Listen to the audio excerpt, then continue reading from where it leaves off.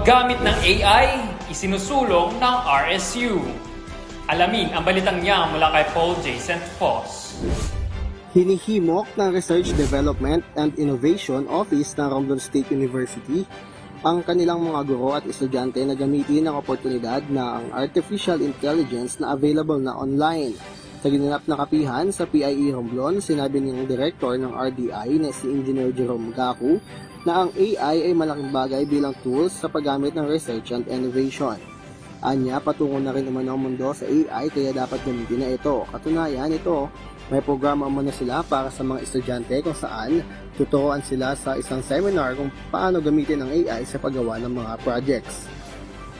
Sinabi rin ni Gaku na sa panahon ngayon ay mahalaga ang paggamit ng mga research. Sinabi ni Gaku na malaki ang magiging ambag ng research sa Odiongan, sa probinsya at sa bansa, lalo na sa proposal na hindi pa napag-aaralan. Sinabi rin niya na ang research ay makakatulong sa paggawa ng mga polisiya na ipatutupad sa iba't ibang field.